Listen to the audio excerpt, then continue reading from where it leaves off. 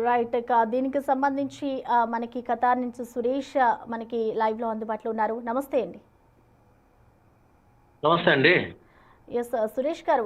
Present ఖతార్‌లో situation ఎలా ఉందండి? అంటే దుబాయ్ అంటే మీరున్న లొకేషన్‌లో వార్‌కి సంబంధించి ఏమైనా జరుగుతున్నాయా? ఎటువంటి అలర్ట్స్ ఇచ్చారు మీకు? నమస్తే మేడం. ఇప్పటి వరకు ఏంటంటే మేమున్న ప్రదేశానికి మాకు బేస్ దగ్గరలోనే ఉంది ఖతర్‌లో.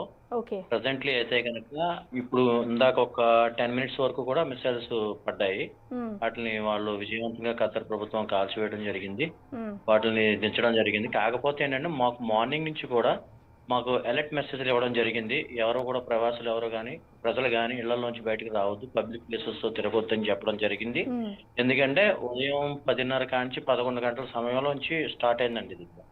కాకపోతే ఏంటంటే ఇక్కడ ప్రజలందరూ కూడా భయభ్రాంతులుగానే ఉన్నారు. ఎప్పుడు ఏ సమయాన్ని ఎలా జరుగుతుందో తెలీదు. అంటే నేరుగా మేము దగ్గరలోనే ఉన్నాం. మేము హ్మ్. లేబర్ క్యాంప్స్ అన్నిటికి దగ్గరలో ఉన్నాం. కాబట్టి చాలా చోట్ల పడ్డాయి. శకలాలు కూడా చాలా చోట్ల శకలాలు పడ్డాయి. ఆటిల వల్ల కొంతమందికి కూడా ఇబ్బందులు కలిగినాయి. ఓకే. కాకపోతే ఏంటంటే ఇప్పుడు ఏ రాత్రికాల సమయంలో ఏం జరుగుతుందనేది ఎవరికీ తెలీదండి. హ్మ్. దీన్ని బట్టి ఏంటంటే ప్రభుత్వం కూడా ముందెచ్చరిక ఇక్కడ ఉన్న ఖత్తర్ ప్రభుత్వం కూడా మనకు ముందెచ్చరిక ఇస్తుంది. దాన్ని బట్టి ఏంటంటే ఇప్పుడు మనం సేఫ్ గా ఉన్నాం అంటానికి ఇక్కడలాగా ఇజ్రాయెల్ లాగా ఇక్కడ బంకర్స్ అలాంటివి అయితే ఏమీ లేవు. హ్మ్. సేఫ్ గా ఇళ్లలో మాత్రమే ఉండాలి. ఓకే. ప్రవాసుల కోసం భారతదేశ రాయబారి కార్యాలయం వారు ఒక ఎమర్జెన్సీ నెంబర్ ఇచ్చారు, హెల్ప్ లైన్. ప్రవాసులందరూ కూడా ఆ నెంబర్ కి కాంటాక్ట్ అవ్వచ్చు. ఏదన్నా ఇబ్బందికరమైన సన్నివేశాలు ఉంటే. చాలా మంది ప్రయాణాలతో ఆగిపోయి ఉన్నారు కాబట్టి ఇక్కడ పరిస్థితులు ఏ టయానికి ఎలా ఉంటాయో మేము చెప్పలేమండి. ఎందుకంటే భయభ్రాంతులుగానే ఉన్నాం అందరం కూడా. ఆ! ఎందుకంటే ఇది చాలా వరకు మిసైల్స్ పడుతున్నాయి. చాలా దారుణంగా కూడా పడుతున్నాయి. దాన్ని బట్టి ఏంటంటే ఇక్కడ ప్రభుత్వం అన్ని విధాలుగా సహకారం చేస్తుంది. ప్రజలందరూ కూడా అలర్ట్‌గా ఉండమని చెప్పడం జరుగుతుందండి.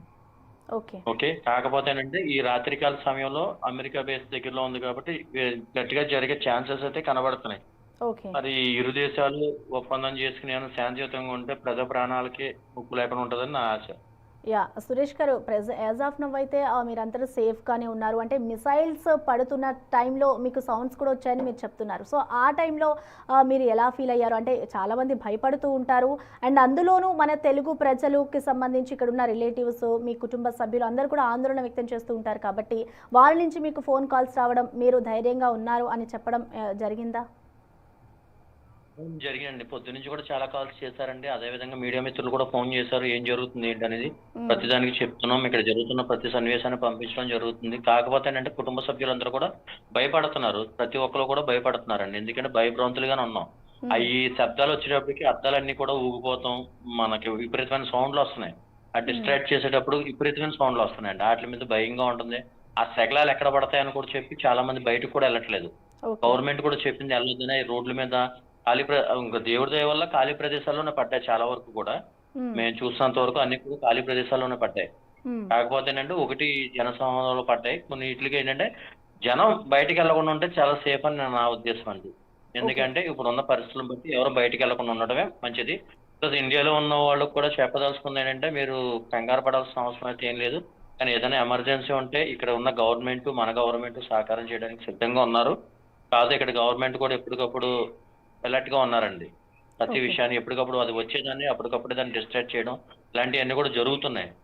నిజంగా అవి పడితే గనక ప్రాణ నష్టం కలిగే అవకాశం అయితే ఉంది కానీ వాటిని పడనివ్వకుండా వీళ్ళు ఎదుర్కొంటున్నారు. ప్రతిదాడి చేస్తున్నారు కాబట్టి మేమందరం సేఫ్. ఇవాళ ఓకే. ఇక్కడున్న ప్రజలు గాని, మేము గాని అందరం సేఫ్ గానే ఉన్నామండి. హ్మ్. కాకపోతే గడిచే రాత్రి కాల సమయంలో ఏం జరుగుతుందో చెప్పలేం. ఓకే. అది మేడం. అంటే ఇటు దాదాపు ఇంకొక 2, 3 డేస్ ఇలానే సిట్యుయేషన్ ఉంది అంటూ కూడా చెప్తూ ఉన్నారు కాబట్టి, అంటే మీకు ఎన్ని డేస్ వరకు మీకు అలర్ట్స్‌ని జారీ చేశారు? ఎప్పటికప్పుడండి మేడం. ఓకే. ఇంకా అది కన్ఫర్మేషన్ ఇవ్వలేదు కాబట్టి మీరు జాగ్రత్తగా ఉండండన్నారు. కొంత డ్యూటీల విషయంలో గాని, లేదా మన కార్మికులున్న ఇండస్ట్రియల్ క్యాడర్ గాని, ఆటిలకి గాని ఇంకా జారీ చేయలేదండి. చేసే అవకాశాలు ఉన్నట్టున్నాయి నైట్‌కి. హ్మ్. కాకపోతే ఒక గొప్పదనం ఏంటంటే, మాకు ఉదయం 10 గంటల నుంచి మాకు అలర్ట్ మెసేజ్‌లు వచ్చినాయండి. హ్మ్. ఎవరు బయటకి రాకండి అని ఫోన్‌లో ఓకే. సైరన్ మెసేజ్‌లు వచ్చినియి. లోకల్ సైరన్స్ కూడా యేశారు. ప్రతి ఒక్క మనిషికి ఫోన్ ఉన్న ప్రతి ఒక్కరికి కూడా సైరన్‌లు వచ్చినియి. 7, 8 సార్లు కూడా వచ్చినియండి. Okay. So as of now అంటే ప్రెసెంట్ ఇంకా సాయంత్రం అయ్యేసరికి ఇంకా ఎక్కువగా దాడులు వచ్చే అవకాశం ఉంది అంటూ చెప్తూ ఉన్నారు కాబట్టి అంటే ఇందాక మీరు చెప్తున్నారు బంకర్స్ అయితే లేవు అని అంటున్నారు. ఇఫ్ ఇన్ కేస్ అక్కడ ఏమైనా తీవ్ర రూపం దాల్చితే మీరంతా వెళ్ళడానికి వేరే సురక్షిత ప్రాంతాలు ఏమైనా ఏర్పాటు చేశారా? అట్లీస్ట్ అవైనా ఉన్నాయా? అవి ఏం లేవు మేడం. ఇక్కడ ఓకే. అలాంటివి ఏమి ఉండవండి. ఇవి ఓకే. ఉండొచ్చు కానీ మనకైతే తెలియదు, కానీ మాకు తెలుసున్నంత వరకు అయితే బంకర్స్ అలాంటివి ఏం లేవు మేడం. మ్మ్. ప్రజెంట్లీ సేఫ్ గా ఎండలో ఉండడం వరకు ఇక్కడ ఉన్నది సేఫెస్ట్ ప్లేసెస్. ఇంక రెండోది ఏమైతే ఏమీ లేదండి. ఓకే. అంటే ఆ దాడులు జరుగుతున్న సమయంలో అంటే మీకు మార్నింగ్ 10 o'clockకి మెసేజెస్ వచ్చాయని చెప్తున్నారు. సో బిఫోర్ అంటే ముందుగా అలర్ట్స్ చేయడం కానీ అలాంటి ఏమీ లేవా? ముందుగానే అలర్ట్ చేశారు కాబట్టి చాలా వరకు అందరూ కూడా సేఫ్ ప్రజలు అయ్యారు. సురక్షితంగా ఉండగలిగారండి. Okay. Okay. Okay. Thank you Suresh గారు.